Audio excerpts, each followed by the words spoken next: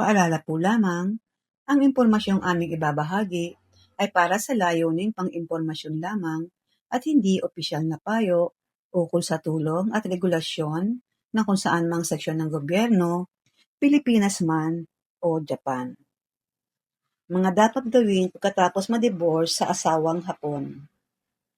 Ang pagdaraan sa diborsyo ay isa sa pinakamahalagang legal na pangyayari sa buhay ng isang tao. Para sa mga Pilipinong ikinasal sa isang Japanese national at kalaunan ay naghiwalay sa pamamagitan ng legal na diborsyo sa Japan, mahalagang maunawaan ang mga hakbang na dapat gawin pagkatapos ng diborsyo. Bagamat kinikilala ng batas ng Japan ang diborsyo, iba ang sistema ng Pilipinas dahil hindi pinapayagan ng batas ng Pilipinas ang diborsyo para sa karamihan ng mga Pilipino.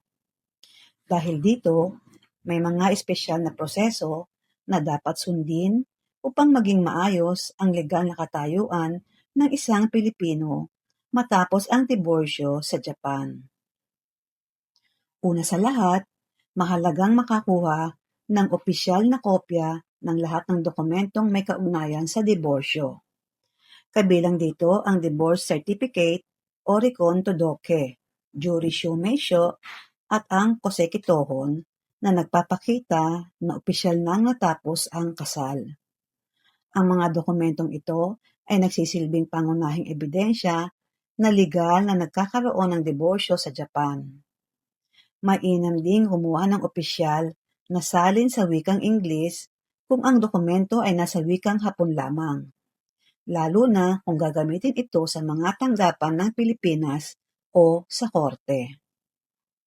Pagkatapos makuha ang mga kinakailangang dokumento, mahalagang maitala o maipaalam ang diborsyo sa Philippine Embassy o Consulate sa Japan.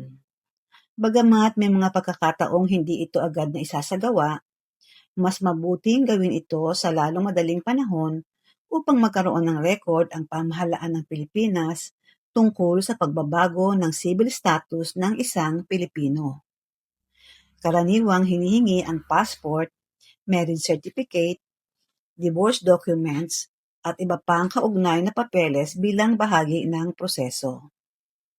Isa sa pinakamahalagang hakbang para sa isang Pilipino ay ang pag-file ng petition for recognition of foreign divorce sa Regional Trial Court sa Pilipinas. Ito ang legal na proseso kung saan hinihiling sa Korte ng Pilipinas na kilalanin ang diborsyong naganap sa ibang bansa.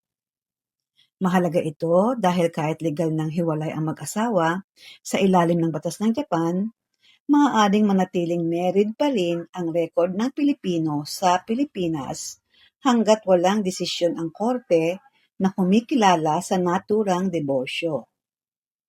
Kapag naaprubahan ang petisyon, saka lamang magkakaroon ng legal na epekto ang foreign divorce sa Pilipinas. Kapag natapos na ang proseso sa korte at naging final ang desisyon, maaaring ipa-annotate ang record sa Philippine Statistics Authority or PSA. Ang annotation ay isang opisyal na tala na inilalagay sa marriage certificate upang ipakita na kinilala na ng korte sa Pilipinas ang foreign divorce. Mahalaga ito lalo na kung balak muling magpakasal sa hinaharap o ang kung kinakailangan ang patunay ay may ng kasalukuyang civil status ng isang sa iba't ibang transaksyon. Dahil dito, bukod sa usaping sibil, ang mga dapat ding pagtuunan ng pansin ang immigration status sa Japan. Ipinagkakaloob ng maraming Pilipino ang naninirahan sa Japan na ang mga biktima ng aksidente bilang asawa ng isang Japanese na tulong at nakatarungang diborsyo, maaaring maapektuhan ang visa ng visa. Ang lahat ng impormasyong binahagi ay para sa layunin sa Immigration Services Agency of Japan at hindi garantisadong kumpleto o laging updated. Ito ay maaaring magbago ng walang maaaring kailanganing magpalit ng visa category ay hindi mananagot sa anumang direkta ng resident o hindi direktang epekto depende na maaaring magmula sa paggamit o interpretasyon ng mga anak na isinilang sa kasal, Mas Sa nagiging mahalaga pangwakas, ang maayos na umaasa po kami na pag-aasikaso sa nakatulong ang mga legal na impormasyong ito usapin. bilang gabay. Kabilang dito Para sa ang pinakabagong custody, update at opisyal child na support, detalye, makabubuting edukasyon, i-verify at pa iba rin pang sa karapatan ng tamang mga bata. ahensya o Dapat autoridad. tiyakin ng parehong Marami pong magulang salamat. na mapoprotektahan ang kapakanan ng mga anak kahit matapos ang diborsyo. Mahalaga ring tiyakin na maayos ang mga dokumento ng mga bata tulad ng passport, birth certificate, at nationality records upang maiwasan ang mga problema sa hinaharap. Isa ring mahalagang aspeto ang pag-aayos ng mga ari-arian at pinansyal na obligasyon. Matapos ang diborsyo, kailangang malinaw kung paano hahatiin o pamamahalaan ang mga naipong ari-arian, savings, insurance policies, pension benefits, at iba pang pinansyal na usapin. Ang pagkakaroon ng malinaw na kasunduan ay nakatutulong upang maiwasan ang mga hindi pagkakaunawaan at legal na alitan sa hinaharap. Mahalaga rin na suriin at i-update ang mga personal na record at dokumento. Maaaring kailanganing baguhin ang pangalan sa ilang dokumento kung ginamit ang apelyido ng dating asawa. Dapat ding i-update ang impormasyon sa bangko, employer, insurance provider, at iba pang institusyon upang maging tama ang mga record at maiwasan ang mga komplikasyon sa mga susunod na transaksyon. Sa emosyonal na aspeto, ang diborsyo ay maaaring magdulot ng matinding stress, kalungkutan, at pagbabago sa pamumuhay. Mahalaga ang pagkakaroon ng suporta mula sa pamilya, mga kaibigan, at mga profesional kung kinakailangan. Ang paghingi ng legal at emosyonal na gabay ay makatutulong upang mas madaling makabangon at makapagsimula ng bagong yugto ng buhay.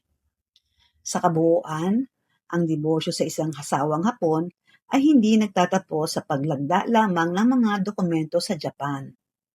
May mga legal, administratibo, at personal na hakbang na kailangang sundin upang maging maayos ang katayuan ng isang Pilipino sa parehong Japan at Pilipinas.